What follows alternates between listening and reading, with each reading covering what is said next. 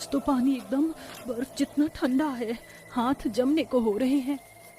कड़ाके की सर्दी में सरिता पुरानी जगह से फटी साड़ी में बैठी बर्तन मांज रही थी। परिवार में ससुर बुधन, सास, दादी सास, 2 बच्चे और मोहन था। पूरे परिवार के लिए 2 वक्त की रोटी जुटाने की जिम्मेदारी अकेले बूढ़े बुधन पर थी। सुनो जी, घर में जरा भी राशन नहीं है, बहू खाना कैसे बनाएगी? ये लो भाग्यवान, बस 20 ही रुपए हैं अभी के लिए। इतने से देख लेना, आज शाम को दिहाड़ी मिलेगी तो आटा दाल ले आऊंगा। अम्मा की दवाइयां भी लानी है। तभी टूटे फूटे खटिये पर पड़ी हीरा मणि कहती है, बुधन बेटा, अब मेरे जाने का वक्त आ गया है। तू मुझ पर दवाइयों में पैसे खर्च मत कर। पिछले 6 महीने से कमरे का किराया नहीं भरा। तू घर का किराया भाड़ा देख, वरना कहीं ऐसा ना हो कि इस सर्दी में हम गरीबों के सर से ये छत भी छिन जाए। इस सच को स्वीकारना बुधन के परिवार के लिए बड़ा ही मुश्किल था। जहां अमीरों के लिए सर्दियों का मौसम सुहावना होता है, मगर गरीबों के घर परिवार पर ये ठंड जैसे कहर बनकर बीतती है। ऐसे ही समय बीतता गया और एक दिन लालचंद आ धमकता है। अरे ओ बुद्धन, बाहर निकल। लालचंद जी, आप यहाँ? मैं यहाँ अपने पैसे मांगने आया हूँ। निकाल मेरे पैसे, वरना आज के आज अभी तुम सब मेरा घर खाली करो। लालचंद जी, हमें थोड़ी मोहलत और दे दीजिए, हम आपके पैसे चुका देंगे। तू चुकाएगा मेरे पैसे? खुद तो ठीक से अपने पैरों पर खड़ा भी नहीं हो सकता, अपाहिज कहीं का। अब क्या मेरे पैसे भीख मांग कर चुकाएगा? भरी सर्दी में लालचंद बुधन के पूरे परिवार को घर से निकाल देता है। राजू और गुड्डी अपनी नन्ही आंखों से सारा नजारा देख रहे थे। माँ, अब आप, मैं, गुड्डी, बाबूजी, दादा दादी, हम सब कहाँ रहेंगे? पता नहीं बच्चों, चलो। इस तरह से एक बार फिर ठंड का कहर एक गरीब के परिवार को बेघर कर देता है। सभी सड़क पर चलते जा रहे थे। कोहरे के साथ बहती ठंडी हवाएं सीधे हड्डियों में जाकर चुभ रही थी। उन सभी की आंखों में लाचारी के आंसू थे। क्या हुआ राजू बेटा, तू रुक क्यों गया? माँ, बहुत जोर की ठंड लग रही है, घर कब आएगा? बस थोड़ी देर और राजू।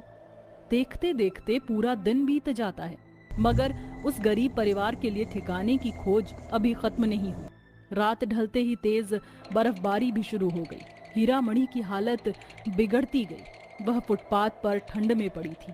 ठंड के मारे उसके दांत किटकिटा रहे थे। बुधन, अब मैं नहीं बचूंगी बेटा। ऐसा मत कहो अम्मा, तुम हमारे परिवार की नींव हो। मैं कहीं से कुछ ओढ़ने को लाता हूँ। उस गरीब की आंखों से झरझर आंसू गिरे जा रहे थे। वह खुद ठंड में ठिठुरता हुआ रात भर इधर उधर भटकता था, मगर ठंड की उस लड़ाई में हीरामणि जिंदगी की जंग हार जाती है। सुबह तक हीरामणि की लाश फुटपाथ पर पड़ी रहती है। बुधन का पूरा परिवार फूट फूट कर रोता है। क्यों ऊपर वाले, ये तेरी विधि का लिखा कैसा विधान है? सारा दुख दर्द तू हम गरीबों की झोली में ही क्यों डालता है? क्यों डालता है? उस ठंड के कहर ने उस गरीब के परिवार से उसका एक अपना छीन लिया था, मगर उसे अभी और सफर तय करना था। उसने हाथ पसर कर सभी से मदद मांगी। अरे कोई मदद करो, थोड़े पैसे दे दो मुझे, अपनी माँ का दाह संस्कार करना है, मदद करो। इतने में पुलिस की जीप वहां आ जाती है और उसे झाड़ने लगती है। अबे ओए फोकट राम, ये फुटपाथ पर क्या तुम्हारे बाप का घर है जो सारे यहाँ आकर जम गए हो? चलो भागो यहाँ से। कहाँ जाएंगे साहब, हमारे पास कोई ठिकाना नहीं, हमें यहाँ रहने दीजिए। खड़ूस पुलिस मोहन और बुधन पर लाठी बरसाने लगता है। चलते चलते वह एक कचरे के ढेर के पास आते हैं। बहू जानकी, हम यहीं अपना बसेरा बनाएंगे। मगर जी, इस कचरे में हम कैसे रहेंगे? हम सभी को साथ मिलकर सामान जुटाना पड़ेगा। तभी सरिता देखती है कि कचरे के ढेर में एक फटा चिटा तिरपाल फेंका हुआ है। बुधन उस तिरपाल को चारों ओर पेड़ से बांध देता है। ले देखकर अब वही तिरपाल उन गरीबों के लिए सर छुपाने की जगह थी। इतने में सरिता जानकी आग जलाने को जंगल से लकड़ियां बीन कर लाती हैं। माँ, मुझे बहुत ठंड लग रही है, भूख भी लगी है। बच्चों को भूख से मचलता देखकर बुधन और मोहन का कलेजा कचोट पड़ता है और उसकी आंखों से टप टप आंसू गिरते हैं।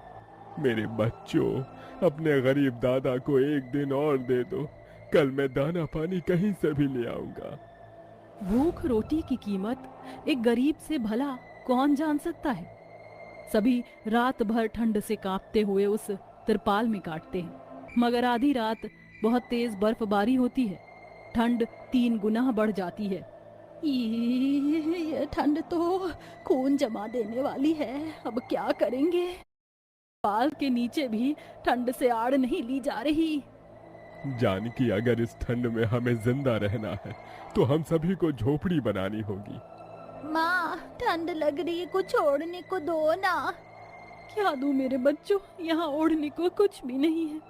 माँ, फिर तो हम भी बूढ़ी दादी की तरह बिना कंबल के मर जाएंगे ना। फिर आप सभी मेरे और गुड्डी के लिए भी रहोगे। ऐसे तो घर के बिना हमारे बाद आप और बाबूजी भी मर जाओगे और फिर दादा दादी भी मर जाएंगे। हम बेघर क्यों हुए माँ? हम सब मर जाएंगे। आंसू पोंछ लो मेरे बच्चों, हम नहीं मरेंगे। हम सभी अपनी झोपड़ी बनाएंगे जिसे हमसे कोई भी नहीं छीनेगा और न कोई हमें भगाएगा। इसके बाद मोहन अपनी अपाहिज कुर्सी से नीचे गिर जाता है और जहां एक तरफ बुधन सर्दी सहते हुए झोपड़ी बनाने के लिए लकड़ी काटता है, वहीं दोनों सास बहू घास फूस इकट्ठी करके झोपड़ी के लिए दीवार बनाती हैं। वह सभी ठंड की मार झेलते हुए 2 दिन बीतने तक मेहनत लगाकर आखिरकार झोपड़ी खड़ी कर लेते हैं, जिसे देखकर सभी की आंखों में आंसू थे। फिर भी बुधन की आंखों पर अपनी माँ की लाश नाच रही थी, जिसे इस ठंड के कहर में उसने खो दिया था। देखो जानकी, हम गरीबों के सर की खोई हुई छत लौट आई। लौट आई। सभी झोपड़ी के अंदर आ जाते हैं। माँ, हमारी झोपड़ी तो बहुत अच्छी है, अब सर्दी नहीं लगेगी, मगर हमारे पास बिस्तर तो है ही नहीं। इतनी ठंड में हम कैसे सोएंगे? गुड्डी, जैसे हम सभी ने मिलजुल कर अपने रहने के लिए झोपड़ी बनाई है, वैसे ही हम बिस्तर भी बनाएंगे। फिर सभी मिलकर इधर उधर से फूस इकट्ठा करते हैं। वहीं राजू और गुड्डी कचरे में से फेंकी हुई बोरियां भी उठा लेते हैं, जिस पर फूस से बिस्तर बनाते हैं और सभी सो जाते हैं। और दोनों गरीब सास बहू अपने परिवार को सर्दी से बचाने के लिए झोपड़ी में फूलों का बिछौना लगाती हैं और सभी सो जाते हैं। मगर बुधन को रात भर नींद नहीं आती है। उसके मन में अभी 2 वक्त की रोटी कमाने की चिंता उसे जगाए हुए थी। अगली सुबह जानकी, काम देखने जा रहा हूँ, कोई काम मिलेगा तभी तो दाना पानी आएगा। वह दिन भर भूखे प्यासे काम की तलाश में भटकता है, जहाँ उसे ईटा भट्टी में 200 की दिहाड़ी पर रख लिया जाता है। वह ठंड में ईटा ढोता और हाथ जम जाने पर आग ताप कर फिर से उठ खड़ा होता। उसकी आंखों में आज एक खुशी थी, क्योंकि आज वह अपने परिवार को 2 वक्त की रोटी खिला पाएगा। शाम को वो राशन लिए झोपड़ी में लौटता है। ये लो बहू, आटा दाल लाया हूँ, खाना बना लो। आज कई दिनों के बाद हम गरीबों की झोपड़ी में चूल्हा जलने जा रहा है। जिस दिन घर से बेघर हुए थे, आखिरी बार उसी दिन हम गरीबों के घर चूल्हा जला था। ये ठंड भी हम गरीबों से कितने इम्तिहान लेती है। इसके बाद सरिता झोपड़ी के बाहर माटी के चूल्हे पर खाना बनाती है और सभी साथ में मिल बांट कर रोटी खाते हैं।